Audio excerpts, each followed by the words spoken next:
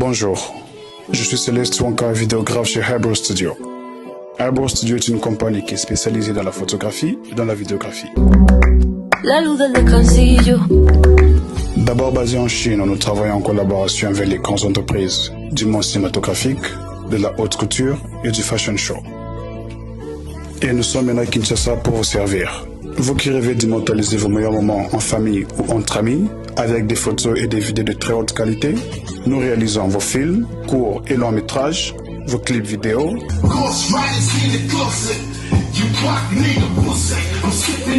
vos émissions,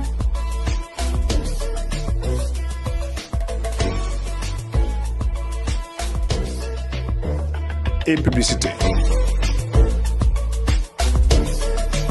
Nous faisons aussi de la couverture événementielle, vos mariages.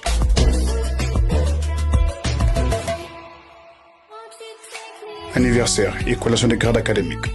Alors, profitez de nos prix promotionnels et offrez-vous une expérience sans précédent. Pour tout contact, écrivez-nous sur notre WhatsApp ou joignez-nous sur notre page Facebook, Instagram et YouTube. Hybrid Studio.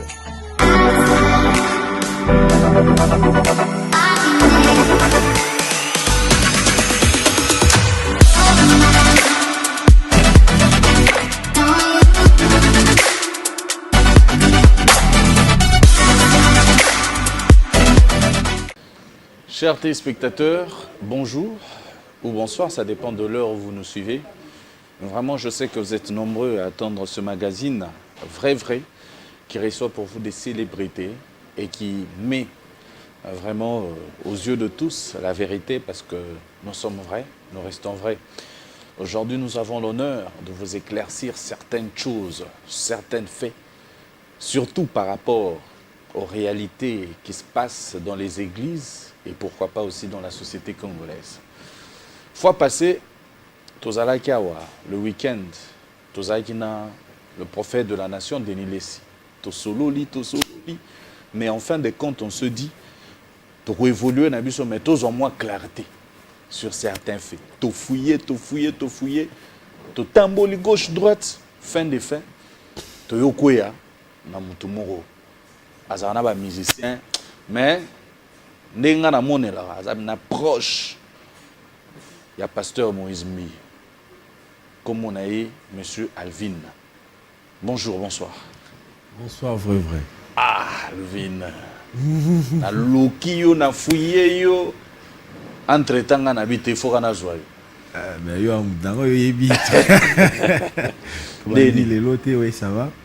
On a juste préciser une chose lors de la présentation na yo.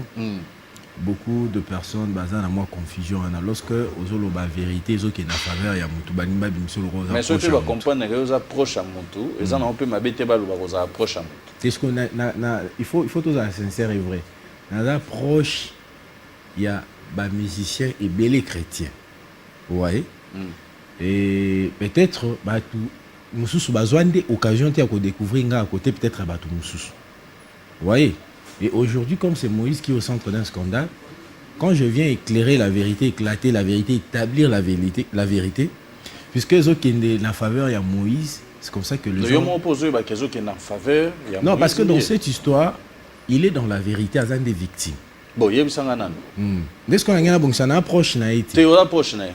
Tu as approche à Moïse Mbi, mais on a des photos, des vidéos, il y a des Moïse à son mandat. Nambongo ndenga zo pesa oza na ba vidéo na ba photo ya ndenge ye akutana na ba couple majabu nyonso na premier jour oyo ye akutana na Mike Kalambai na couple majabu. Mais comment est-ce qu'on expliquer nga koza procha pasteur Moïse Mbi était d'où na ye kolandela bwe era Ramsès alobi ndenge yo oza traître ozo trahir batu oyo baza malamu ozolinga ko bimisa Moïse Mbi lokwa mosantu yo pe ba trahir yo nde basalier. Bon, je vais te répondre à la question vrai tu sais dans la journaliste et investigation aussi. Alors l'action était parce que dans Biaka la déontologie parmi ma éthique lorsqu'il y a contradiction de part et d'autre parmi ma attribution Nabiso il est demandé un journaliste d'aller à la source, pose la vérité. Et récemment, vous allez même se souvenir, il y a 3 mois ou 4 mois passés, lorsqu'il y avait un atelier avec les chefs de l'État, la presse mobile, domaine à Bino, pour que fake news, moi je vais aménager des efforts pour que vous ayez l'information à la source. Vous voyez? Donc, c'est-à-dire, avoir ces éléments n'est pas synonyme d'être proche de quelqu'un. En fait, il y a le droit de aller au soin. Parce que, parce qu'on a un souci juste de sa vérité. De partager. C'est qu'on a cadre où on est tous à bout. Moïse Mbi, tous à clair. Moïse Mbi na Maïka la Maïba au Yokanate. Mais yo oponi quand Moïse Mbi. Pourquoi? Ngana poni quand église. Na poni quand unité. Dans l'unité vrai. Qu'est-ce qui est vrai, qu'est-ce qui est faux? Voilà. Et puis il y a vrai. Dans l'unité, pour établir l'unité, il faut d'abord commencer par couper sa responsabilité. Okay. Parce que même réconciliation, surtout aujourd'hui, dans la Bible, dans l'histoire, il y a Basindumba, il y a Naban. Moi, voilà, moi, on a Koufi. Le quoi, là, se rendre compte que moi, on a Koufi à Ibia Mouninga. Au moins, même roi, je crois, Salomon, pour établir responsabilité, pour établir justice, ce que j'allais dire, il a d'abord fait ce qu'on appelle établir responsabilité à moto na moto. Et tant établir responsabilité à moto avec la justice. Par là, 2 fois, ça donne l'impression, c'est comme si Nazo côté là, Moïse, c'est parce que Naza d'abord coupé sa responsabilité. Ça a été quelque chose de bêtise quelque part. Au moment où Lukasiko yo, mutuni oko latisa, buzo banayo. Ouais, au moment où on s'allait buzo banayo, mutatinga yote. Parce que tant buzo bané betio les longi. Non, mais c'est une illustration. Tant buzo banayo betio sko les longi. Tant sko buzo banayo betio les longi. Ouais, au moment où que monsieur Mongola dit ça, non, dans la vie, il faut être vrai, et surtout quand on est des chrétiens, il faut savoir s'assumer. Si on est terminé ton âme, il faut assumer. Non, ce qu'on est dans la circonstance, c'est lui qui est au centre des scandales doit d'abord s'assumer. Nous sommes dans le centre scandale. Il est vite. Mais ça n'a clair. Mais yo scandale, ils ont été micolo. Quand des scandales, non? Mais Moïse Mbi a appelé un centre scandale. Est-ce que nous avons un centre scandale? Il y a un banda qui peut battre na bangota lobe on a cher. La paix ça qui. Alobi muta présenter qui artiste wana couple Majabu. Mais preuve il l'autre monde a raté. Et on ce qu'on a éclairé la vérité. Vrai entrée des jeux, ce que les gens doivent savoir. Et là, on a peut-être des bébés, c'est pilaté. On a taxé un promo, mais ça a la vérité. Sauf qu'on a une contre-vérité. Il serait préférable, là, on va tomber si on a une insulte, il y a rappel à la preuve. Okay. Pour une petite histoire, comment couple Madja Boubaye Bani na Pasteur Mike. Là, il y a l'occasion, il y a 40 jours, il y a obsèque, c'est-à-dire, dans la culture, on a vu ça après 40 jours. Tu vas dans la race où tu as coupé, tu vas dans le côté, premier jour à Koufa qui tient 40 jours pour te panzamatan. Alors, cette famille, Madame Myriam, bien sûr, avec qui j'ai beaucoup de respect, Maria, je crois que c'est Maria ou Myriam, la femme de Monsieur Roy. Maman m'a dit, tu bien bon pour Nabato, on va comprendre. A coupé là, papa. Sangwa les oies qui est, oui, Sangwa les oies qui est à la Dubaï, à Ozomaki, na Saliskal, na Addis Abeba. A une nouvelle que papa a coupé. Elle était tellement triste et tout, et puis je vois qu'il y a un mot à mon père. À cette époque, Bazaki d'abord n'a pas très bonne relation avec Pasteur Moïse. Tant voyez, n'a pas observé quoi na, tant voyez Misiko d'ailleurs tu allais là, papa n'a pas mon na, Salmo et ça peut mener à 24 sur le bima à Sanef. Bah suppose à bakor wana, bah les là qui wana, Pasteur même bayaka, bah grande sœur à Pasteur bayaka, vous voyez. À cette époque, Mike bah ibana qui n'a noté. Maintenant, dans la circonstance, ni Mike Warrior et Banana couple, après 40 jours, il a fallu maintenant Bapanzamatanga. De Madame Mariato, Madame Madjabou, va appeler le pasteur Moïse pour inviter à prester dans 40 jours. Et coïncider que Moïse Mbia a une Kinti, avec un étranger. Moïse a dit non, je ne suis pas à Kinshasa, mais je vais te recommander un frère. Ici, les gens qui nous suivent ne doivent pas nous contredire que tu dis Mike na Moïse Mbé comme des frères. Oui. Voilà pourquoi il a dit que je vais te recommander un frère. Et en recommandant un frère, il faisait allusion à Pasteur Mike. Ok. C'est là qu'il va prendre son téléphone. Il a dit le même jour, il a dit quelques jours avant prestation. Oui. Il passe à ABC. Alors Mike, il y a une famille, tous en Rana Bango, Bakoufeli. Bakopanzamatanga. À distance, est-ce que vous pouvez représenter Ngati? mais il y a la gratuité caché ezali c'est-à-dire ba solliciter nga mais le quoi naza disponible était ndé na recommandé ouais et pasteur Mike était d'accord accueilli à Betty na 40 jours caché zara $10,000 c'est-à-dire pour moi petit rappel pour des gens qui veulent faire passer Moïse Mbie d'un jaloux déjà na ndenge yebi vité ça m'a musique chrétienne des zara déjà difficile ba musicien chrétien que doit cop mo beto za 10,000 déjà ba prestation na bon na ba église des zara au moins ba $200 250 vrai si c'est trop c'est 500 mais quand quelqu'un se permet de te recommander 10 000 balles la cop naï donc là ça n'a pas encore foutu billet bon habité pour avoir un business mais encore foutu un billet à zongi pa ya Betty toi encore recommander Petrina toi on peut recommander pe groupe ne ba Betty vous voyez mais il a recommandé un frère sur ce point là bandego ba on va traiter d'un jaloux de Mike va comprendre que s'il était jaloux de Mike auquel qu'on recommandait était n'a pas 10 000 balles compétence na ye muto sali va recommander pour ba frère baza pe moins bien non mais c'est que vrai Mike est compétent oui aujourd'hui à Kinshasa vous pouvez pas citer 5 musiciens chrétiens sans citer Mike a ba chef d'œuvre so boy Mike a ignorance il faut d'amter à ma vie alors c'est comme ça que présentation banda e bongo voilà ce qu'on écoute même pasteur Mike Moura yeba quitté a aucun couple c'est-à-dire il y a que mon frère m'a recommandé dans telle adresse sûrement et les gars qui peut-être pourquoi pasteur Moïse Mbie a quitté sûrement peut-être il y a l'un des proches de pasteur Moïse Mbie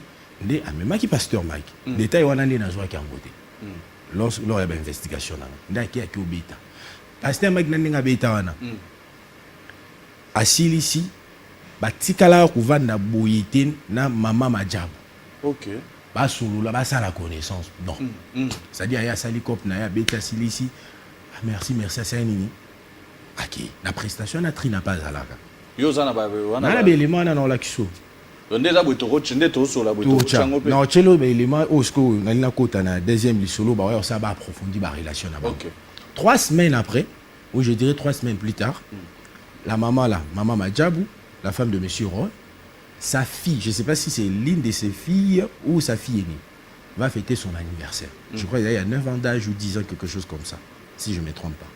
C'est là maintenant, maman Madjabou va revenir encore auprès du pasteur Moïse pour dire que je souhaiterais bandeko qui ko compatir nanga na matanga ba ya ba festoyer nanga à l'occasion anniversaire ya moi nanga ya Moïse.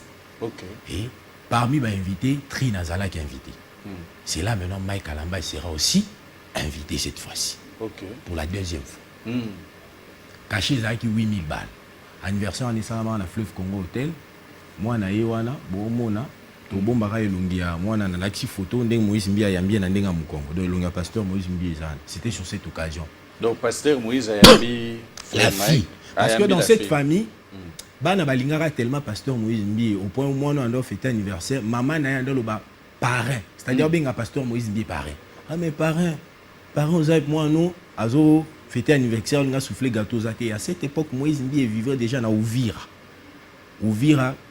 côté à Grand Hôtel oui, na Gombe. Non, c'est-à-dire allez-y comprendre pour ceux qui veulent peut-être pour ceux qui veulent donner l'impression que Moïse Mbie avant Madjab n'était rien. Vrai yebi parler na Ouvira ça coûte combien bon on a ba vidéo il y a parlé en heure au vendre na Ouvira ya roi. Allez on est moi on a vidéo le jour baï otala ndaku c'était sa sœur na otala pa wana ndako ko futé la terre au sombe a futé ya refuté ya Ouvira ko ba on va bêter sur le sombe donc on futé la terre non bêta c'est-à-dire moi na bêta ba détail oyo na on peut ça exemple auto comme na maman parler en futé là alors ça la maquillage qui anniversaire à moi c'est là maintenant pasteur Moïse Mbie va venir. Moïse était arrivé parce que sa sœur elle avait insisté parce qu'elle ne voulait même pas venir. Sœur Anan.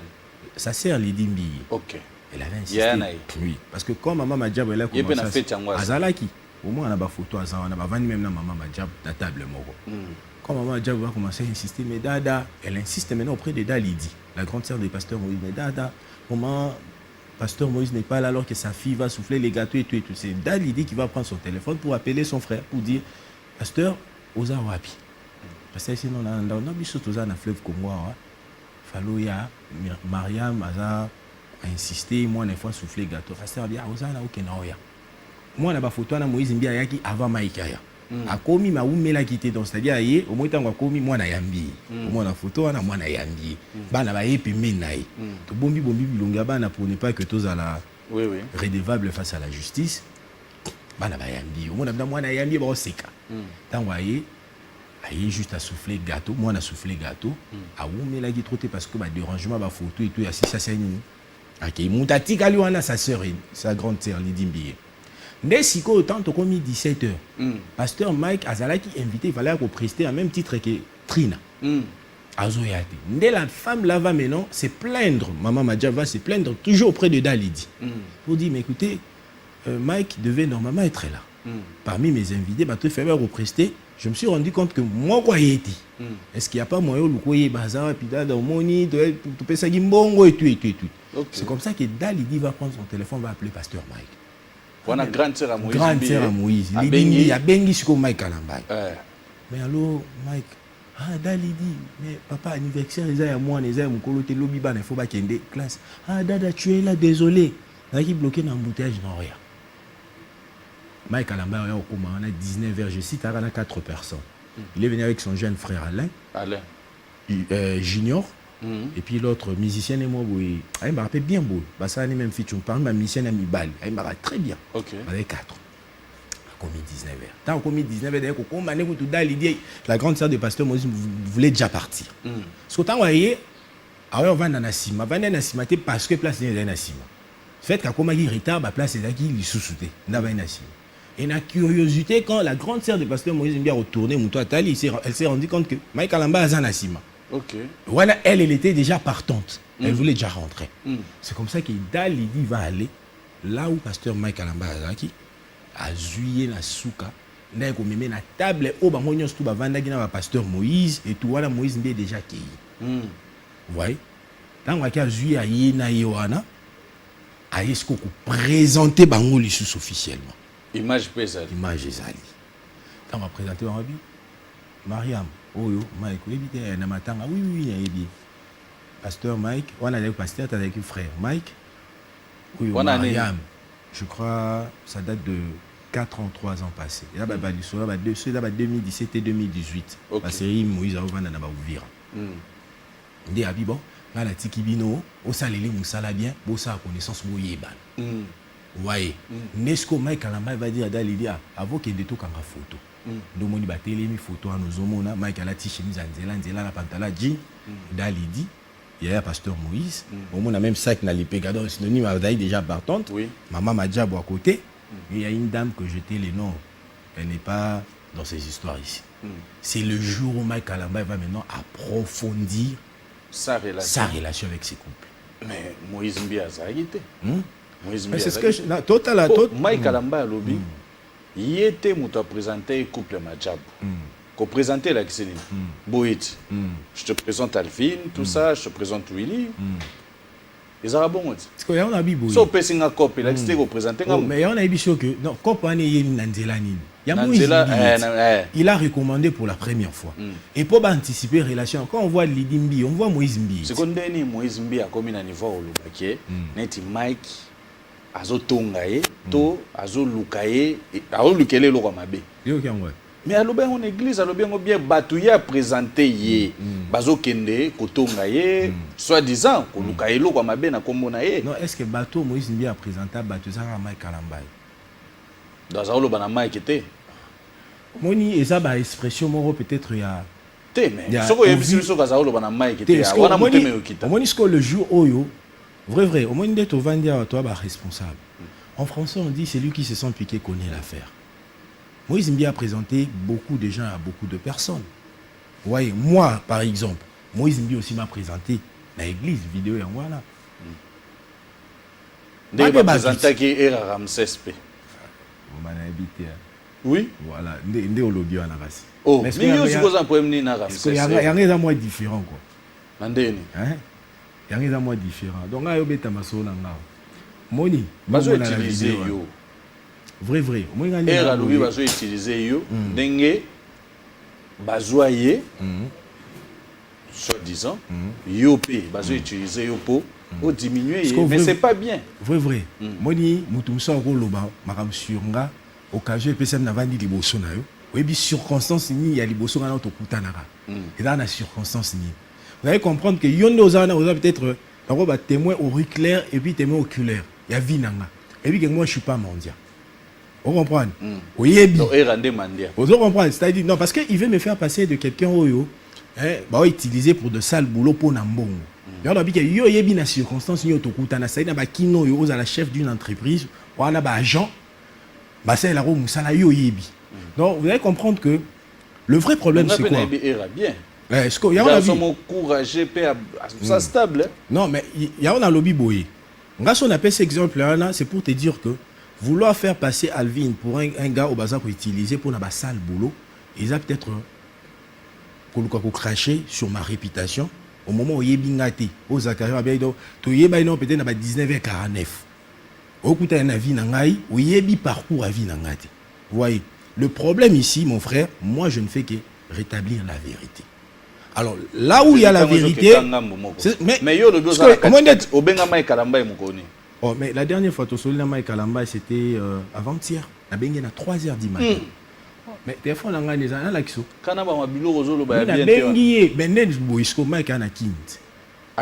Depuis hier. Ah au cause. Moi je suis informé. À combien depuis hier? Na quitté l'aéroport ba bakangi photo. Je suis à combien il y a une heure. Vérifier information en personne. Oh, donc c'est pour te dire que Alvino peut-être dans le bac et le bon, moi quand j'ai appelé Mike, je l'avais appelé d'abord pour une petite histoire, les gens ne savent pas. Moi je connais Mike Alamba même avant Naïba Moïse Mbi. Vous voyez? Et puis Mike a envoyé Bisabino, Malali Bosso, tout ça, une relation dans l'industrie, dans la Turquie, dans la Bilamba, et on proposé que dans la Bilamba. Sur un tournage à musicien. Le jour où Yamba, avec tout le respect que je le dois, tourner à Ribis. C'est-à-dire, relation avec Mike, un garçon bien assistable. Vous comprenez? Maman a vérifié. On a Mike, il a l'occasion, il y a consacration à Papa Sola. Je pense qu'il y a une histoire en 2010 ou 2011. La commune à Kinshasa. L'église à Papa Sola, il y a un cristal, ça le fait. Voilà. À cette époque, moi aussi j'étais invité. Tout ça, des Paul Moulage, je salue à Paris, José Ndita, Alain Kabangou et consorts. Après prestation à l'église, et là je vais consacrer Papa sur l'apôtre. Après prestation à l'église, Papa sur la Tcharasco événement en plein air. Il y a un pressing naïwana. Fallait ce qu'on va represter ma bêta. Les jours où on a tout ça la connaissance à l'Ibosso. Tout ça, on a Kaza et Wing, on a Kaza Bazanan. On a Kaza Zanan. On a peut-être une vie à Mike dans 19h49. Vous comprenez? Donc, c'est-à-dire que 10 ans passés, on a 2022. Donc, c'est-à-dire 10 ans passés. Tout ça, la connaissance. C'est rare, Mike, quand on a Benz, Mercedes, moi, c'est bon, il y a des capons. Non, rappelez sur vous. À la tara chemise à pembe, bretère en noir, cravate en noir, pantalon tissé en noir. Au Kanga. Ah, vous comprenez? Ça dit, à Ebi. Après, moi, Alvin, je suis parmi Bato Babandi dans sa présence ministreuse n'a pas non, émission. C'est-à-dire prière dans sa présence, c'est-à-dire que tu as parlé à Mike, on a beau venir radio sur télévision, tu continues à prière, photo en net. Tu continues à prière aussi ici. Au milieu banda bovandi li banda ndongo ma photo wala. Bo beta na masolo bozo seka lola batuna yo. Mais les lo balukeli. Na balukeli était na vérité. Mon vrai le problème est anine. Quand tu dis la vérité, ne ozana to kangama na o. So na biso ke vrai tikanzelo zo kende et momo peut-être na faux. Parce que le quoi la biso to mesana ka ke o sa boui ba bete lo ka maboko. Au moment où on commence à te dire la vérité et qu'on vous dérange et malgré qu'il y a contre nous on est dans sunga yo. Vous voyez, le vrai problème ici bateau peut-être va au na vie à Mike Alambay robenga bon ba renard écoute oui moi peut-être parce que Mike a na accès mo ni boye voyez il commence à le flatter en voulant peut-être ko kabolaé na bateau ya yeba na kana bango kala on va forcer relation que ça Moïse Mbieto mon akena masolo la présidence c'était point oh bon au moni peut-être yondo vérifier arrêter. Akendara. Moi, je me rappelle, jour président Yambara, jour à consultation. On a ma photo en moi, na cité de loyauté, na palais de la nation. Parmi les invités, on a Bengi Sara. Moïse Biada Nakati. Ça dit que na koma boé. Tout ça na Yannick Tumba, Michel Bakenda, Denis Ngonde, Maman Lombongo, Maman Chabani. Donc photo Oui. il était invité. Mais le problème, organisation salamara moi bien été. Dès par exemple, jour il y a consultation ba benga ba musicien. Nga zala mutunda benga isinga mais Alvin. Tinela numéro frère Patrice, ba luka na présidence. Vous comprenez? Pour moi expliquer que akenda raté pour ba benga. Non, en fait ba tu mususu bazwaka ba message té. Au mona donc comme vous avez na liste mais vous avez contacté. On a accusé Mike. Non, Mike Koutazala a été joué à consultation. Mike a na poto, je crois, dans les États-Unis. Pour y avoir raté. La mona a des juniors à représenter. Non, bref, c'est pour te dire que moi, je n'ai pas un problème avec Mike Alambay. Mais quand il faut établir la vérité, j'ai dit la vérité, ça dérange. Les gens qui veulent me faire passer pour un flatteur auprès de Moïse Mbi. Bah, on débat flatteur et pas Mike Alambay. Parce que Makambo est comme Mike Alambay. Mike est mort à Yebi. Moutou a sali Makamboana et qui l'a publié. Oh. Maintenant, le bon, on a preuve. Maintenant, le bon, on a TV dans Lobby Boy. Bah, preuve de il est ça, Luka. Dans Lobby Boy. Moi, scandale. Mike a eu un scandale dans la place publique. Et a eu un a publié. A évité? Na eu choc à Yebi. Ils ont bien noté. Il y a un Yebi a publié. Parce que, avant de publier, Mouton a salé qui est chantage. Ok. À Tchaïlar. Ah. Mais oui. Ben oui. Combien? Babandé a 2500, après il a 5000. Ah. Dans à 2500, j'aurais appris qu'il était partant pour 2500. Je dis ça, j'aurais appris. Maintenant, quand elle a aussi à 5000. Pour faire des laisses à l'obéissance à Mike, Abi va souvenir pendant 3 heures de temps au téléphone. À la qui habite à l'anzoto, on a gagné. Bon, c'est bon. Moi, on a le barab logo moni. Et puis, moi aussi, s'il faut être honnête, dans ma vidéo, Bimi, n'a tigale au moins la vidéo, il y a Mike Torsa, la break des breaks. Oh, on a la moni, elle a l'ambet par exemple. On va filmer. Ça, c'est Mike Alambay.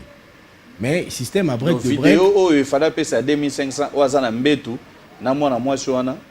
Bon, c'est comme c'est dans la vidéo, Moussous. Oh, on est limité. On est limité, il paraît. Oh, bah, on s'est la peine. Oh, bah, on s'est là. Oh. Donc, la vidéo est belée. Voilà. Yo, ce monnaie. Tu as un monité. Tikaboy. On a ça. Ah. Oh, bah, on a un monité. Donc, vidéo, Moussous, c'est ça. C'est là, information en Gaï. Les par exemple. Alors, le on a TV. Non. Tu le vois quoi? Tu continues à avoir un suspense. Tout bon de la rap pour Nabao. Oh. Donc, c'est grave. Bateau, bon, on a bimisangaï. Pion Moïse. Moi, je suis pion église. Là, il va pour la unité. Dans la histoire, moi, Mike Soro, son petit frère, je mets son petit frère témoin Alain. Il était c'est pour te dire que je ne peux pas venir à la télé dire des histoires où on maîtrisé. Je ne viens pas ici faire des yeux doux à Mike Alambay. Non, non, la vérité. Mike Alambay au centre, il y a un chantage morboui. Alvin. Information est comment na maboko na la suite il faut na benga Alain. C'est Alain, c'est la première boy. On a déjà un numéro à Mike. Donc, à la bengi Mike, c'est ce qu'Alvin a ébition likam. C'est qu'il y a vrai que non mon Alvin. Alors il y a mon anga to solo li dikamwane les cas. Parce que moto azaraba utilisé que pas Moïse Mbi. Ndé bato wana Alex que non Mike Alambay na Moïse bana ba problème ngana pro Moïse. Est-ce que là bon ce ko na maboko na ngai je pouvais garder ça koluka to bo mamoto wana. C'est pour te dire que on est là mususu. Mais on a ebisut. Kama kamwana ya break. Mususu. Ya break les choses. Mususu ya break. Ya. Na ebisut mambo break. Ngana boma moto wana. Vous comprenez? Wana zawadi te. Zawadi te. Ah. Ngana boma moto wana. Parce que le problème c'est quoi? Au moni scandale où lelo moni ba na place publique. Scandale a des objectifs. Le problème c'est que Moïse Mbi a dit des choses vraies. Il a dévoilé le secret. Oyebi ngape na na oze. Na mituna pourquoi alakaki bato ça la direct live à salité réseau zen. Réseau na vinde toi boy toi rapena ba conseil toi pena ba aimé. Oh na vie ata ko zui décision et dans bateau soki ba bengio ba lobelio ba sengio il faut tika. Pasteur Zaché lorsqu'il a su que Moïse Mbi était déterminé, il a usé na ba relation là. Pasteur Zaché ndena à la limite. En alimité. Pendant la première riz, 8e. Entre 8e première. Pasteur Zaché. Donc, côté ni. Première riz. De première riz à 8e riz. Donc, pendant cité Bété, 8e riz, dans 4-4 sur un pasteur Zaché. Il y a Aya qui a utilisé, Aya qui a monté une dame contre Moïse Mbi. Il y a enregistré qui pasteur Zaché. Ah, dès ça s'attend à une combo. Il y a pasteur Marcel. Ah bon? Donc, bah utiliser pasteur Moussoussou. Pasteur Zaché. Est-ce que Théo, c'est-à-dire Théo recevoir et soyez les lois qui. Oh, mais mon fa quoi. Ah rien. Naibisio. Rien. Dossier n'écoute quoi na mambo na mambo Turquie. Ah. Turquie a ça les sous. À ça la break des break. Ah rien. Yé maman na bien matin. Avec ça des ça ils ont break des break là. Break des break. Et puis break des break on a nan. Non. Partenaire à Namboka na moi si naé deuxième femme naé. Moi naé azai malade. Ah té. Ba mimi ba bengi pasteur Zaché ayo bonde la pona mwana. Pasteur Zaché est un hôtel ba bonde pona mwana biki. Parce que le lendemain il fallait zonga lundi, samedi, la femme a une action de grâce pour remettre pasteur Zaché des prières et ça la efficacité. Pasteur Zaché a lié une action de grâce dans mon non, Tigaboué. Aïe visio. Voilà même ta filmé. Hein? Parce que la Bilo Congo peut pas été vrai. À un moment c'est comme si on me coupe. C'est là Mikolo faut faire très attention. Parce que pasteur et moi comme filmé. Ndenge break de break et ça les. Parce que détail voilà parce que tant ba mo ça les chantage. Yo le bio ça qui na dossier wana. Moto yo bosula qui na ça ko vidéo. Et outil et ça. Mais yemo wa boma moto atinda imbunguti. Atinde la mbongo. Mais boma moto apesa imbunguti. Oh, mais non, ils sont vérités. Combien? Non. Tigaboué. Je te dis vrai. Ah rien. Je te dis vrai. De tia ke pa ya maman ya mwana Moïse wana donc à ça déjà mramwanenge wa. Pasteur Zaché. Rien. On a eu ce qui est vrai. Lelo na Congo. C'est comme mambo église amwe omobima bo ndenge ni. Te problème za nini? Moni internet. Des saliers et permettre de s'auto comprendre ma vraie face à bateau. Donc, la bêtise la nenga ma bête do Denis saloba amso solo. Mais aloba ba vérité. Denis Lessi la plupart membres on peut vouloir Denis Lessi. Bon après bisoto banzambe te poto juger. Place à zo rappel ni nzambe bisoto zalate. Mais ba fait au Denis Lessi aloba c'est vrai. Mais est-ce que problème za nini? Denis Lessi nenga zana il dit des choses oh lelo peut-être ba pasteur musu ba courage à oloba l'autre.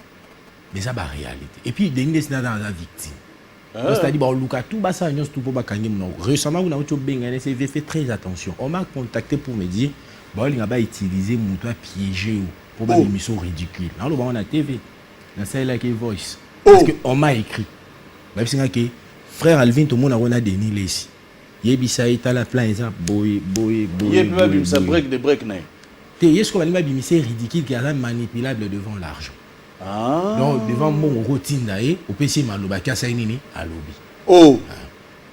Et quand je suis ça, je pris directement mon téléphone à Benguier et son nom est embatté dans Tikeli Voice. Et c'est fait très attention. Donc, il va contacter le PDG, pas c'est la même information. Oh! Oui. Donc, le vrai problème, c'est que Denis est en train de faire, en réalité, ils ont dérangé ce que le pasteur va dans Katsabilo Rwanda. Mais ce que Denis est il faut abattre. Oh! Denis Ndazana, il est en danger. Oh! Oui, je t'ai dit.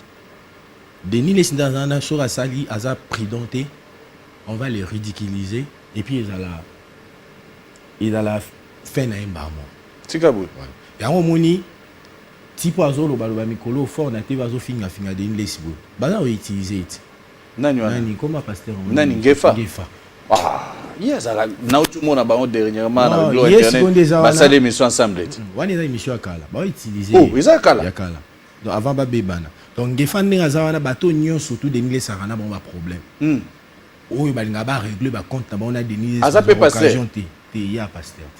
Ah, mais dès les saloba qui nous azara pion na ye, azara so épée bureau na ye. Avec des bureaux en d'autant na des. Azara autant bonné des les. Donc le roi ba pire petit na ye atambola et tout ça. Aza pasteur te. Te ya pasteur. Gefa pasteur. asepela ane omoni ka vrai 22 ans ba bureau non ngapena na bureau na tambola na batanga de Denis Lesa donc il fallait parmi ba bureau il y a Denis Lesa après chara Denis Lesa asepela na ne Denis salataka on l'a forcé au la roi Denis mais simbate Oh. donc c'est-à-dire soit a commis pasteur il faut tout na siko Donc il peut pas laisser pour finir des index siko bo information na jui bateau union surtout c'est-à-dire au barana problème en particulier na Denis Lesa baluka occasion au régler ba compte na Denis Lesa va rater ba le casco derrière ngefa pour na régler ba compte na Denis Lesa donc il peut pas le au mona calamité même même pasteur Zachi un peu sima la type wana pour Emile Denis Lesa ah c'est ka boyeko c'est la vérité basé belé est-ce que Denis Lesa dans wana même ba pasteur mo ba na limité wana bagayi pe na ba dossier abomile bomba moto en wana etika na mité ba dossier ba kuzu to ya break ya mon frère moi na hôtel na mamba lukuta o ya ba professeur lukuta to ya neza moi ni des problèmes à Joël Francis par exemple totanga combo mon frère nous on a Dieu nous a fait grâce bandeko ba olanda biso batala biso na TV bayebi marambo ebele o bazora canal bazora occasion te ya offert parvenir il y a peut-être courage à vendre na TV ça facile en Ndoloba oui ce soit eux qui si moi bon on les cas toujours dans nzela non pas ça ni informé c'est ça qui fait que deux fois tozana au monde amtoba mais ndeni yoye barama kamunyos en réalité non yoye bangote pas parce que moi je suis dans le coup dans le chantage mais il y a des gens qui connaissent les histoires ils ne savent comment le faire parvenir ba les kana banzela na biso parce que ba bi que nous sommes mêlés na babilo ka bandenge wana to défendre ka babilo wana to soutenir ba na ba moment wana Joël Francis Avazala au centre des scandales. Moi, il y a une dame qui m'a contacté, je cite son nom, Maman Cécile, en Italie, pour me parler de l'histoire de Joël Francis. Le problème est que Marambouyaba, au moins que Marambouyaba est tout seul, tout côté de sujet, mais Marambouyaba est belle. Voilà, tout seul, je pense qu'il y a raison. Parce qu'il y a une des faits éclairés après Moïse Ndi et Boubouinde, Marambouyaba est tout seul. Si ça non, on a tout zongé là. C'est quand Ngaï, Naïbi Né, n'a pas contact avec Joël Francis Tatou. Naïbi, c'est un moyen ni à Wokiko. Bomamoto pas ba tété long bazan mo ebele ba na France ba na ni ba c'est-à-dire comité communauté parce que représentant na bango ya France ya benginga ah mon frère na landa ko ba pesa numéro ya ba avocat na bango ndi bando ça la plainte na représentant na bango déjà nga siko jeudi bato ba Hollande monsieur pas Joël Francis ta to ba ebisao et là qui vend jeudi en temps na ju dossier na qu'est-ce que pas Joël Francis dans la commis abanda ko ter parce qu'on a déjà les gars ngai et on a bêta notre tour na place commerciale na lukelo mo lia na ozonga na tunga kitaya 20h10 parce que 20h10 on a koti ba chelinga kit na vanda bazeka na prière moi biso bilongé bani te na bino c'est pas mieux ko la zano na prière si cité no ya ka lobby parce que lobby on de bilo webi oh pourquoi yo yo sakete so na kosi je mets en défi sécurité nae ana de sécurité mo balata ba blamba ba kaki bo j'étais là bato ba na culte à jeudi passé ba mona na alta veste nzela noir na gorgeur noir na yakural j'étais venu les prévenir tout n'a pas Denis Lesa biso na benga ki même na biso pour na derrière moi Joël Francis na bungisaki na ça là même Denis Lesa voice ya marambo ba accuser Joël Francis donc ba PD bani ni so jour yamba Denis Lesa yo yebsaki déjà avant ebisaki mais yamba Denis Lesa voice one eza yete je connais pas la vie de Joël Francis, j'ai jamais été proche de lui ni de loin ni de près. Joël Francis est la victime.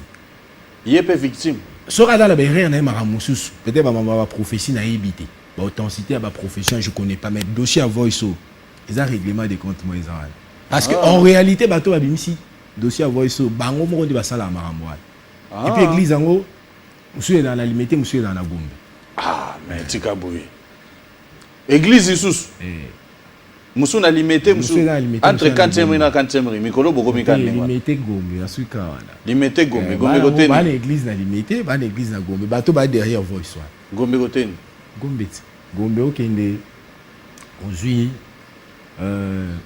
24 wana oleki ba galaxie au salro okende cours d'ordre militaire oleki ba GB au salro donc à périphérie et tu causes okenda ba bandal afo comme bandal voilà église monsieur dans la gombe monsieur dans la limité ba on est derrière le quoi te bino wana ba problème susu mais là il bisuete tozongela wana mais nazolinga quand même ngana ba intervenant o ba opposé pe mituna po bango pe baza ba préoccupation na oyamba déjà premier intervenant à kota po l'église a moi que trop munga toujours comprendre sous mais vous voyez que quoi mon ngana éclairé na qui tu avant intervenant kota oui vas-y j'aurais appris que pasteur Lenglès a dit que tant solena pasteur Mike a bisié que biloko ya pala nyo soto Moïse ana on ndako ba maja basomba ki tant na okaki émission na ona kasi tant na tagi émission na ona na menesco ba investigation lisusu pour na yeba est-ce que basombela ki to amisombela ki est-ce que tant na mené ba investigation mais on bananga te quand même que couple maja ou basala ki Moïse Mbie ba cadeau ya malonga parmi ba cadeau basalela e ba manda kuna kati na ba biloko ndako ya ba pesa cadeau ndako te exact parce que quand je menais les investigations d'abord pour na mambo ndako là je me suis rendu compte que Moïse a son banda kuna kiki moko vidéo pesa na photo na ta la vidéo le jour Moïse Mbie azo kende ko payer ndako na bureau ya conservateur tant ba pesa mbongo mais tant so ba pesa ki mbongo te ce qu'on a vu boy so pesa mbongo lelo technologie avancée au point où il y a même de relevés bancaires ba ebisa biso nga question na tout na bango so ba pesa ki mbongo ba ebisa biso ndako yango basomba ki yango na combien et puis pas nani parce que quoi ba pesa ki mbongo boyete soit peut-être ba on dit basomba ki mais ba pesa ki mbongo boy ba ebisa biso mbongo ba pesa ki ki combien soki baza na ba preuve te oui la ki bango ni basombela ki ndako mais mon frère ba relevé bancaire ils arrêtent tant que c'est la monte transfert vous voyez so rotindeli mutu mbongo ya payer le pango parce que le pango Moses Swana et na lo ba montanté vous voyez bon ba ebisa biso batindela ki combien pour somba parler et puis basuka na olobate bala qui s'appelle la preuve ngata on a mené l'investigation je me suis rendu compte que asomba parler na yé moko ba photo ya wana mona le jour ya somba ki mokoti ya mi balé wana té tout le dé c'est-à-dire asomba d'abord place à liboso parce que batu bazo ba détail monté Moïse Mbie asombi ndako wana té ya kotonga nyo ya vide non c'est-à-dire ezaki déjà kotonga mais pas complètement ndenge zawana yende sikoyo architecte a un plan là à sali modification couple mbongo ba pepe na mbongo couple majabu ba pesa ye mbongo so ba pesa ye mbongo na makambo ça je ne maîtrise pas mais na makambo ndako ba pesa yeti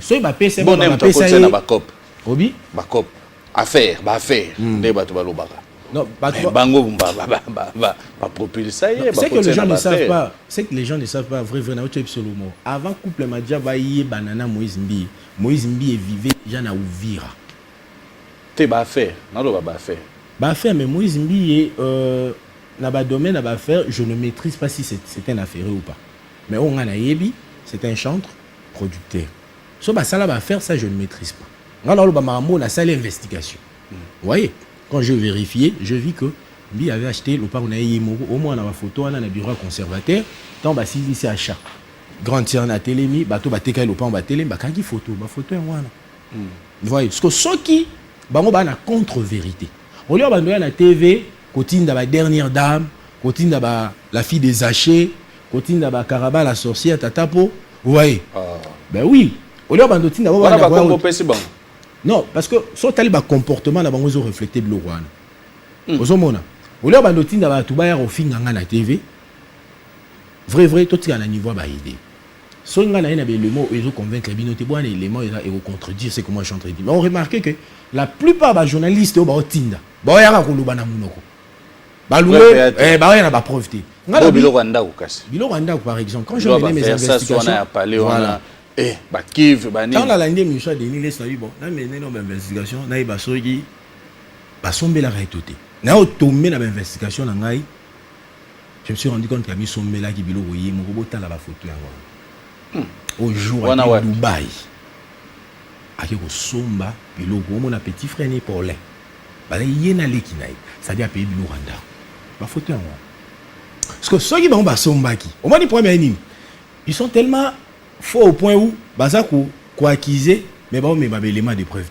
vrai yo sombeli mutu au pied mutu mbongo ya ndako pays Paulin on est Paulin ba 300 000 te Paulin est-ce que vous pouvez savoir que vous avez sans cause à ba trace ata soki yo nem to somba yité est-ce que bako l'exception tête na transfert hein tant ba ça les transfert ya mbongo bako pesa biso ta ba ni wana te ba biso na combien donc faux débat vous voyez les histoires de la maison bala ki sabi so ba trace Moïse Mbie c'est lui qui a présenté Ezaba Déborah Loukal Ezaba Sandra Mboui ba Amanda ba comment dirais-je c'est-à-dire bango wana nyonso bato nyonso bakana majabu wana oui hormis Rosely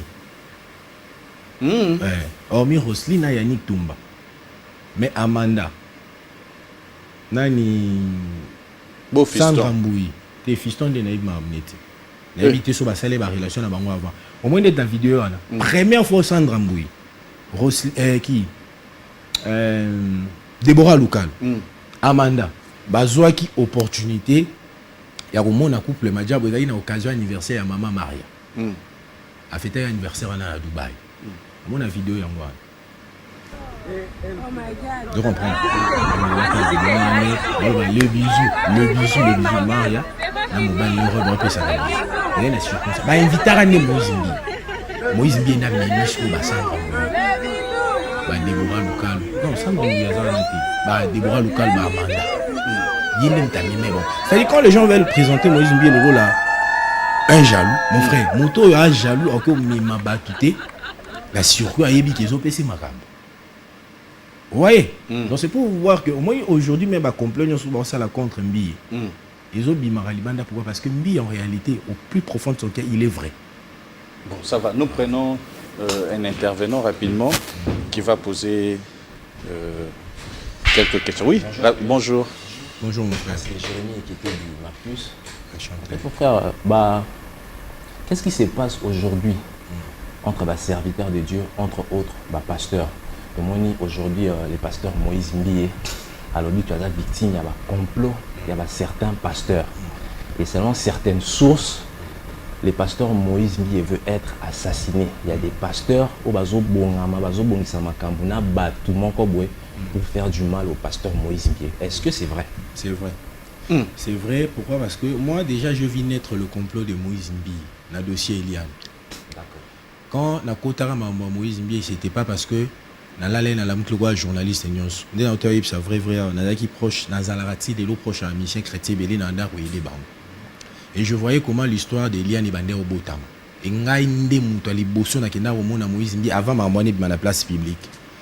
Na ki websege on sala très attention ta lelo boyo boye et se préparer mais tout le monde en a hâte. Ngana zu bateau na kati na ke Braza 4 jours non je crois 4 jours après scandale Eliane et Obima. Vous voyez lelo oyo et le monde va peut-être aller bien ngoté. Aujourd'hui, il y a même bateau c'est-à-dire bateau papé si maintenant bateau bon c'est déguiser le roi folle. Mais nzoka l'objectif est ça contre batala à kota hernia bima hernie. Ouais, boma. Banda koton église. On comprend. L'objectif c'est ça. Nga même nga mon victime. Il y a ba menace. Ba vérité dans le bas ils ont dérangé. Ngai donc c'est pour te répondre quoi. Mbie et eux aujourd'hui nous devons prier pour lui. Et puis il doit aussi faire très attention. Parce qu'il y a un moment où... Non, oui, non seulement dans l'entourage, mais il est aussi... En fait, bazo team de l'ébena batu pour piéger, même dans un scandale. Bon, mon là, va préparer scandale mort contre lui. Oh, il y a moi si pécard. Même stratégie basala qui n'a mamboya. Oui, vous avez le cas 2019. Ce qu'on est en train de faire. Et l'objectif de ce scandale là, c'est pour étouffer le scandale dans la place publique. Et vous verrez que le scandale là va réussir. Hein? Bon aime ton salon. La femme de Potiphar, na Potiphar. Ah. Bako dango yozo pesa wana na oko matin. Et comme isso et longo sachet comme Potiphar. Potiphar, c'est lui le tout puissant. Ah, na komo koma. Le patron de compétition Biko. Ah, Majabu. T'es dans la vie Biko. The Voice casse, The Voice. Oh. C'est ça, monsieur Ocho Bandet. The Voice. Vous monitez The Voice. Donc, bango ni bazar derrière le wana. The Voice. Yo le madame nga yo beta maswa madame tenga bit The Voice. Et pour finir, on est sur les calés à la télévision pour défendre les pasteurs Moïse Mbie. Est-ce que défends l'église. Pour défendre l'église, mais vous défendez aussi les pasteurs Moïse. Pour établir la vérité. Bon, on est sur les calés pour établir la vérité. Est-ce que vous avez représailles? entre autres kidnapping, enlèvement, voire même assassinat. Pour les lozoleka, pour établir la vérité. Est-ce que vous avez dit comme là? Non, mais moi, dans ma vie, j'ai été préparé à Blou-Rwanda surtout. Mais une chose est sûre, non, la victime à Blou-Rwanda. Je ne serai pas l'agneau. L'agneau de Dieu qui ôte le péché, qui va le barrer, à le battre. Non, on appelle victime, il y a mon tout. Dieu qui me protège. Combien de fois il va bêta ma sas naka. Oh. Je vous dis, son akosi na okumbana ça l'accident. Il y a une dame qui m'a informé, m'a appelé, Alvin, fait très attention, ba filer voiture. Nous mon mota mon camouflage. On a une ngwana. Bateau va supporter TVT au ngana loba parce que bateau va derrière le pour on laver réputation d'abord après même au bon. Il y a une dame qui m'a appelé pour me dire Alvin, tala tel jour ba mon a qu'on à telle place au même à supermarché son maman pour la tête boy. Ah bon? La dame elle est abandonnée. Oh. Faites très attention, évitez autant moi à Nabuto. C'est maman, la somme. Voilà, c'est pour te dire. Ouais, c'est pour te dire. Non, la Bible dit que les diables se déguisent en anges de lumière. L'apôtre Paul dit j'ai cherché l'église et j'ai cherché le monde, je trouvais les mondes dans l'église. Le problème aujourd'hui, les gens se servent de l'église, ok, pour, comment dirais-je, accomplir la mission ennemie. Bah, c'est déguisé dans anges de lumière alors qu'en réalité ils sont de faux. Voilà, bah, il y a un objectif. Il y a deux pasteurs dans cette histoire. Il y a aussi des gens, par exemple, pour utiliser mon nabango pour détruire ma âme. Bon, on va jouer. Dans mon ibit. Oh. Mais papa, n'a pas tous les chaque 2 semaines, on iba. On iba équivalent il y a 500 000 $. Ce qu'on bêta fois 20 ans. Oh. Mon ibit. Oh. Parce que moi, si on était dans un pays très très bien organisé, je n'ai pas. Les photos sont voilà. Moi, ce qu'on est beau. IGF, normalement, bon, c'est vrai que IGF a un bébé là, salle. Namboka ou la justice est indépendante. Un bon citoyen au cours de l'amgrate au bimio, ça, ça bloque mon beau, sans pour autant balancer à Baïba. Oui.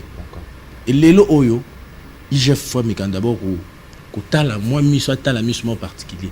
Le comble dans cette histoire, il est beaucoup plus spirituel. C'est pas physique. Et comme spirituel. L'objectif de cette histoire, c'est quoi? Il faut présenter sucre. Et alors là, pour bien la fourmi, il faut payer sucre. Ça dit pour atteindre vos objectifs, il faut présenter Batumbo. Même que les Congolais vont souffrir, même qu'il y a des milliers de chrétiens. Et les milliers oyo, il y a beaucoup plus la souffrance d'opportunités. Alors qu'est-ce qu'il faut faire? Il faut présenter mon biloko baluka na moki. Pour que c'est ça l'objectif. Ok, merci beaucoup. Moi, je m'arrête là. Rapidement, tu prends l'autre intervenant. Il y a à boire et à manger dans cette histoire. Mais il y a une information aux autres sur la moelle. Mais il y a des journalistes d'investigation. Mais il y a des églises. Parce qu'on est dans boué,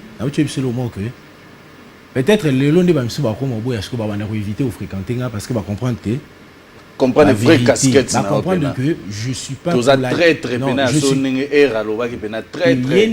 Traître. Parce qu'au moins en parlant de ces garçons-là, moi je ne suis pas venu pour n'automer à Banaï. Il prétend être l'initiateur d'une génération consciente. Alors que quand on a réfléchi plus, je me suis rendu compte qu'il est dans l'inconscience. Initiateur d'une génération consciente, tu ne peux pas recourir dans les insultes. Dans la conscience, il n'y a pas des insultes. Même si ton frère est allé au-delà, il y a raisonnement. Pour retrouver raison, il ne faut pas recourir à l'insulte. Mais c'est lui qui prétend être l'initiateur d'une génération consciente. Au moins, il y a un Denis, et l'ongogo aubergine. Pourquoi? Parce que d'après Denis, il y a Tchako, mais il y a un Tchako. C'est-à-dire, au lieu de se servir dans la conséquence, il y a Denis Lessi. Quand on a Denis Lessi, il y a un dosé dans Tchoko. Parce que Denis Lessi a commis bouillé, parce qu'il y a un fingit. Parce qu'il y a un Tchako. On a un Tchako, on a se servir dans la conséquence comme Denis Lessi. Mais il y a un Tchako, comment on continue à finir Denis Lessi. C'est que les gens ne comprennent pas. Ce qu'il y a affecté, dans le lobby, il y a le lobby de Denis Lessi, à Tchako, à cause de Tchoko. Dans les méchants, ça n'est pas confrère Nabiso, Bino Nani, confrère Nabiso plutôt, c'était mal. Il a traité Denis Lessi d'un idiot, ça l'a raté. Il a dit des histoires pareilles. Denis Lessi a grandi, c'est aidé. À l'objet de Denis Lessi, il a comment le quoi aubergine parce qu'il y a Tchako. Mais il on a talé par Tchako. C'est-à-dire qu'il devait recourir. La conséquence à Denis Lessi pas doser Tchako. C'est là où je suis en train de vous dire qu'il est dans une génération inconsciente. Il prétend être dans la conscience, mais en réalité, il est dans l'inconscience. Parce que dans la génération consciente, on ne peut pas trouver les insultes. Il y a des valeurs vraies. Tant où il est vrai pour la conscience, il faut transmettre une valeur. Il y a la conscience. Dans la conscience, il n'y a pas des insultes. D'accord. Vous voyez, donc il a un problème, ces garçons-là. Ah, qui est né en Suisse, à Suisse, avant de ça, l'émission. Des jours en Suisse, à ça, l'émission en Suisse, à Nenga en répondre. À en Suisse, des fois, on a la PCI. À ok, Suisse.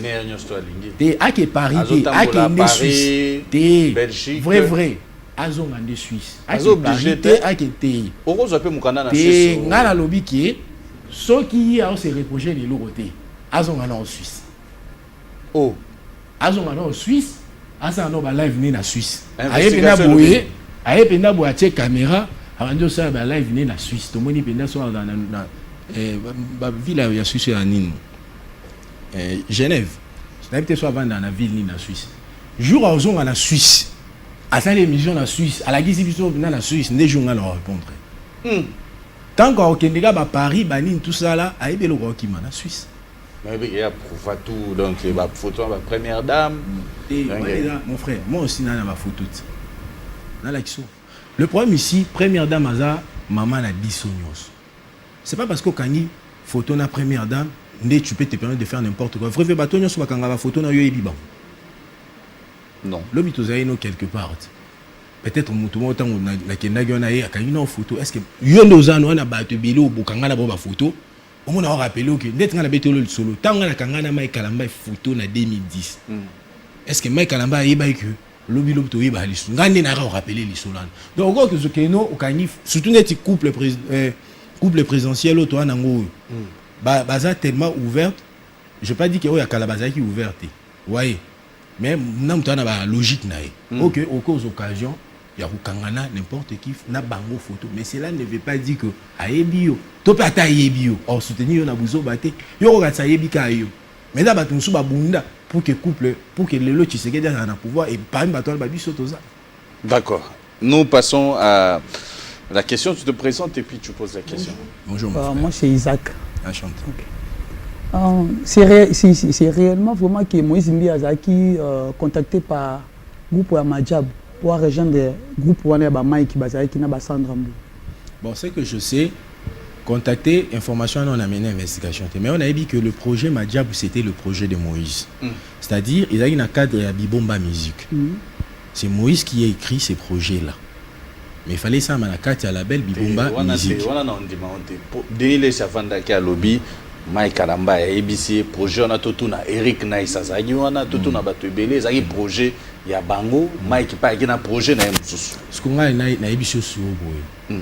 Que Majabu c'est pas le nom de Moïse mais les projets.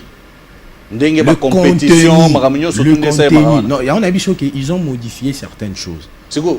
Oya Moïse dans le projet de pasteur Moïse c'était une label de production. Aller à la rencontre aller à la recherche ya talent. Vous voyez, par exemple, Batrina, la révélation. Donc, quelqu'un qui est de nulle part, Ebanate, au Bimissier, au Pessier, Marambo, au Bimissier, la place Bio. Par exemple, le roi Batedi. Mon vision, il y a version Bibomba, c'était ça. C'est-à-dire, Bango, ceux qui peut-être vont modifier, ils ont juste modifié certaines choses. Vous voyez, nous, on dit que, malgré va modifier, mais il y a des détails à vous échapper, parce que ça, il y a loko o ya Bangoti.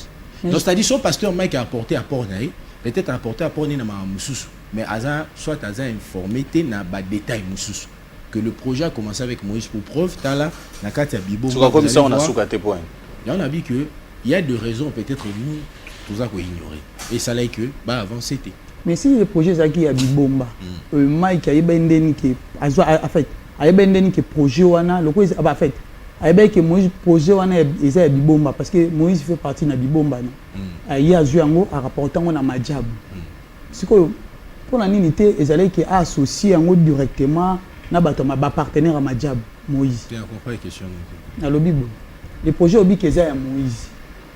Na bi le projet version Majab c'était la version Bibomba Bazu va modifier juste les détails.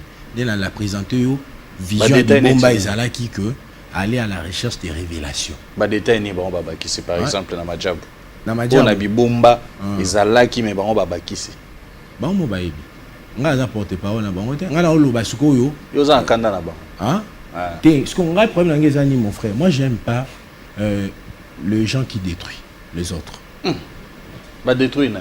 Aujourd'hui, bazofula tala banande babimi bela wa. Mon Comme frère, référence Bafoula. Oui. Bafoula. Mon frère, au permettre un avis qui est un journaliste. Au permettre un tourner question entre nous. Tu tangilanga combo ya gagné à Madjab. Oui bien. Tu plus Tu n'as tout nio. Parce que quand tu Bafoula montou, tout ça na bande caméra mais ta vrai yo. Tangilanga gagné à Madjab. Mais na yebi pena mais so na yo tanga mais ya combo ne na. D'abord, yo yebi déjà que yebi déjà combo amuto gagner Madjab yo yebi. Ndeti ngabo na yebi. Et nelo yebi que na projet wana na ba détail na bango ba gagner. L'air muto a gagné. Il y a des projets qui accompagnent cet album, Zembo tout ça. Non mais bimi tes na yebi chose que na la question que Moïse a même bana na ba. Na ba Dubaï, a même bana na ba. Moïse a guide. Omoni na kati ya Madjab atobeta maswa Madjab na dana compétition bikoro totiki babloka ba des voices wana maramboza yelega na Paris tozonga na mambo ya Congo. Omoni na projet Madjab par exemple. So tali Madjab wana ba ambassadeur hormis ba révélation ba kindaki à la recherche. Est-ce que tu sais que parmi les ambassadeurs et les artistes au ba signé na Madjab, oui que Pasteur Atom ça na kati. Aza produit album à Pasteur Atom c'est ça produit par Madjab. Est-ce que bien? Parce que comparer album, il y a Pasteur Atoms. Hein? Il y a 3, 4 ans, 5 ans passés dans Walelu. De deux, est-ce que vous avez 4 Madjab déjà lancé 4 ambassadeurs? Nick, Outi na Bethel. C'est-à-dire, garçon, moi, et tout ça là. Quand vous dites que non, quand on parle de la récite, il y a des détails échappés. Ils ont lancé beaucoup des artistes, mais to sentir pendant ninte. Maintenant, peu exemple, moi la concurrence. Mais Madjab, vous sentir comment parce que Madjab ça les même il y aura question moko. Faut mon ami tout kasiko décorer. Faut mon la salle. Pour répondre parce que Oyebi déjà gagné parce que Olanda ce qui est vrai. Mais quand je pose il y a une compétition au Congo au nom de Madjab, na bina so na évité, je me ferai mentir. Le gagnant aussi. Mais na yebi que yora na bisao. Nzamba lo lo yokanga. Naokaki komboana mais ndeti na mutu na bosanya so na kosi je conduis c'est na tout aura question est-ce que vous rappelez nga kombo a gagné Madjab gagnant numéro 1 bon nous allons chuter c'est pour te dire la question c'est il y a des trucs de Moïse qui est au fait c'est lui le fondement de cette histoire.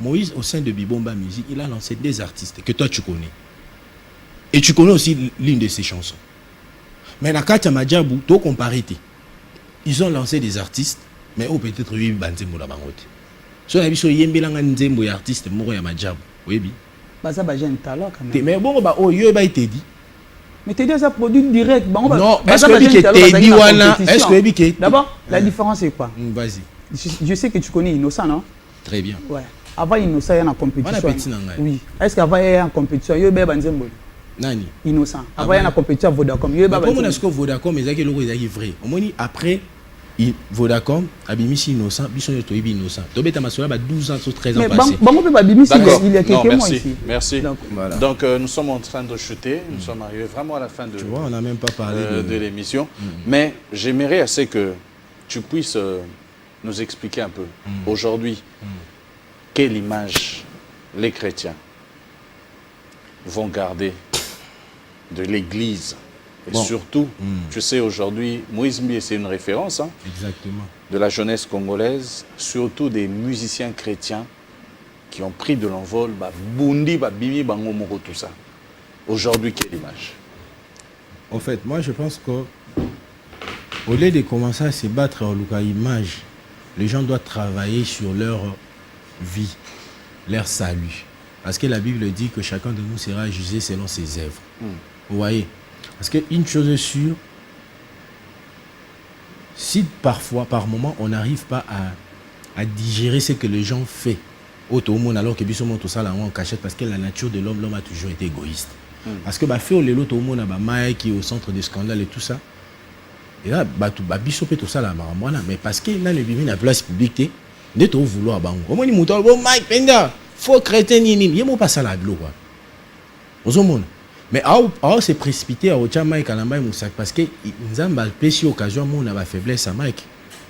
Mais il m'a ça la bêtise. Donc au lieu de vouloir, il va comprendre qu'il y a être humain, Azan a la faiblesse. Quand ton frère akoyisami au lieu banda ko vouloir ko ba même banga to soutenir yena ba prière. Mais le vrai problème c'est que tellement peu on a été tellement mal enseigné. Vous voyez? Ba pasteur ba yote episode ba na peso exemple pasteur Zaché. Bazote ya biso. Yo zone de misanga pe. Pasteur Zaché. On l'acception ba sanctification ba l'acception ni alors que un bon jour ce qu'on moni pasteur Zaché au centre d'un scandale. Au monde a déjà commencé à créer des fichiers. Au bimisango pe. Te nazana ngo te za des dossiers les kaki. Ah OK, ba lesa o. Yango longo. Nga ali bala ba chantage. Te pour ça d'ailleurs muto ali bala ba chantage. Obi ke y a autre chose à dossier moi récemment. Bien hein? Bien toi la théorétique avant. Te pesa. Mais la bengi ka kolo dossier wana na bisie que le kobo maman tout a dossier za boy. La tiers contact na bato. Moi je gagne ma vie la droiture. Oyo za et à partir de Liboso. Deuxième partie tout ça la semaine prochaine parce que toi na mambwebela oloba. Mais na mukuse. Oloba na onini pona lelo parce que semaine prochaine nous sommes obligés de recommencer parce que nous avons aussi d'autres choses à dire. Oloba na bato ba olanda bisoni. Ngelo na réussi ba congolais to lingana. Et puis tout l'ingambo na biso. Vous voyez moi ba nyonso comme parce que congolais toi na bolingoti. Vous voyez imaginer que lobby Congo beta mais congolais moi tellement ba ke bo poula. Au mon niveau, c'est ça qui fait que mboka na biso tozo perdre toujours place même sur le plan bas classement mondial, le pays n'arrive pas à émerger.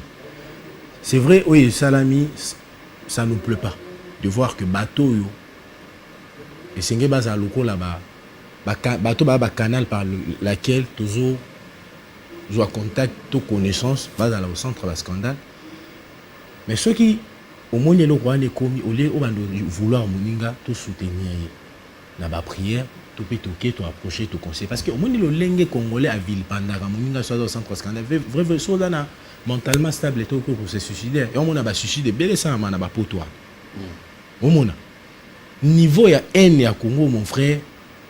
Que ça commence à faire peur.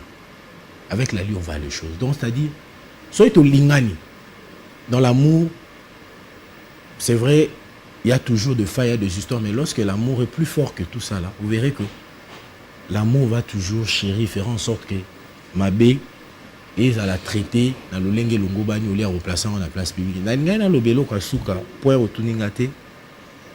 Je voulais dire ceci, mon frère. Pourquoi on a l'équipe dans le plateau la République en témoin et les internautes en témoin. Il y a 2 semaines passées, je crois 3 jours passés, je suivis ERA dire que il y a un certain vendredi, protocole à Bethel, à Benga qui est pour y bisaï qui a moni Alvi n'a donné l'espoir bimana bureau ya Moïse Mbi. Na Boutou. Cela sous-entend que Alvin Kashimane na Vandiawa. Je suis en danger par l'un des envoyés de Madjab. Oh. C'est-à-dire, les longs sur Alvin a eu problème. Parmi les il faut interpeller Madjab ou par entremise, il y a agent Nabango Era. Oh. Oui, parce que oui, Asala na Madjab. Asala na Madjab. Azana kuna.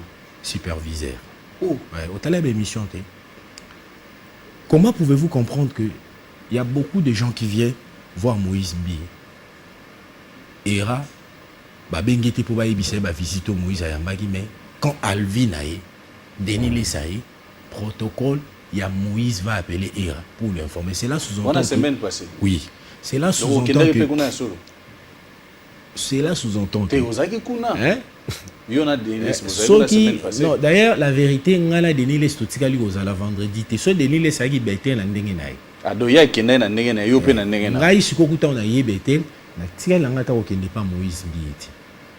Vous comprenez na yaki ko récupérer invitation ya mariage ya ndeko moko na yebi azobala abenga ngai. J'étais son nom ici.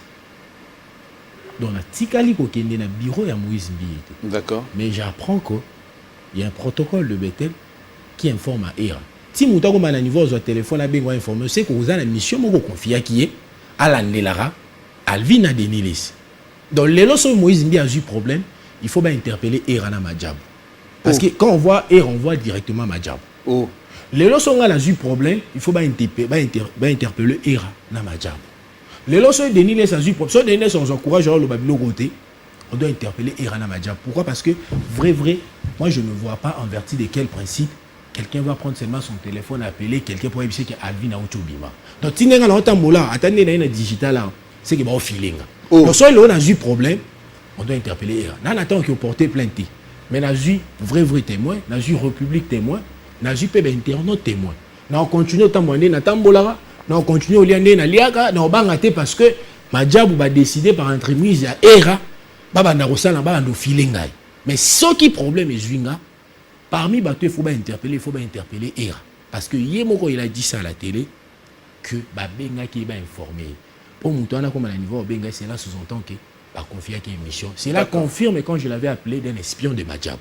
Ok, d'accord. C'est là qu'on fit lorsque je l'ai appelé d'un imposteur. Vous voyez, ce garçon est allé plus loin pour dire que Moïse Mbi était, vous comprenez.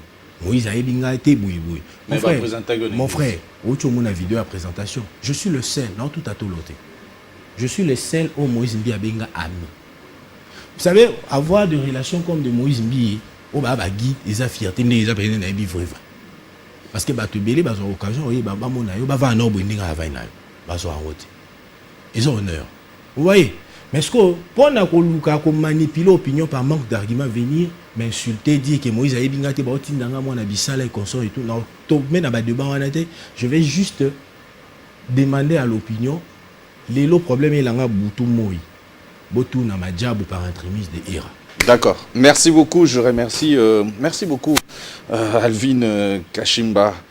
Ça me va au cœur. Merci beaucoup. Comme je dis, nous allons revenir sur autre dossier qui est resté. Il y a Zawadi. Parce que non, mais il y a l'investigation. Exactement. D'ailleurs, bateau, il y a des détails. Pour utiliser le numéro, il faut pas faire fausse information parce qu'il y a un yung.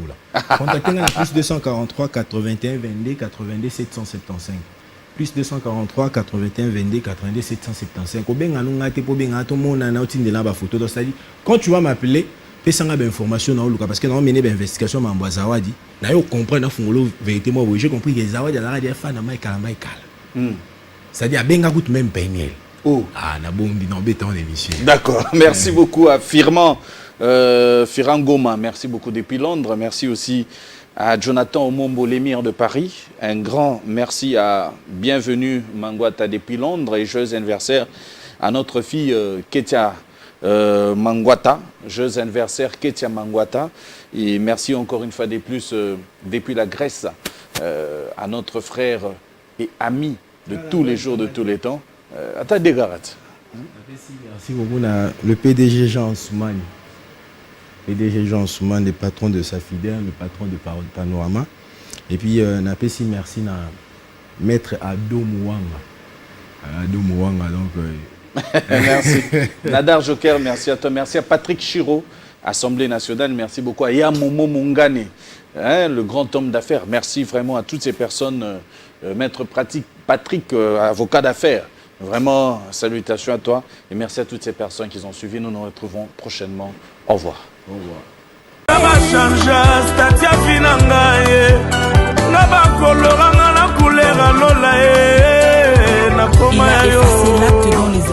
Bonjour, je suis Céleste Wonka, vidéographe chez Hybro Studio. Hybro Studio est une compagnie qui est spécialisée dans la photographie et dans la vidéographie. La luz del descansillo.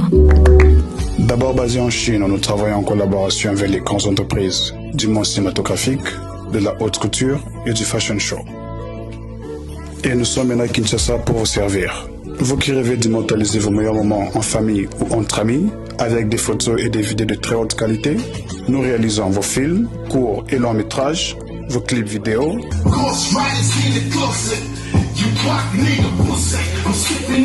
vos émissions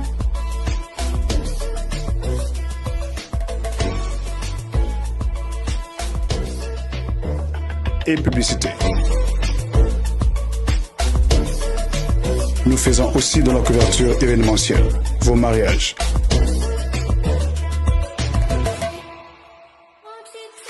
Anniversaire et collation de grades académiques. Alors, profitez de nos prix promotionnels et offrez-vous une expérience sans précédent. Pour tout contact, écrivez-nous sur notre WhatsApp ou joignez-nous sur notre page Facebook, Instagram et YouTube. Hybrid Studio.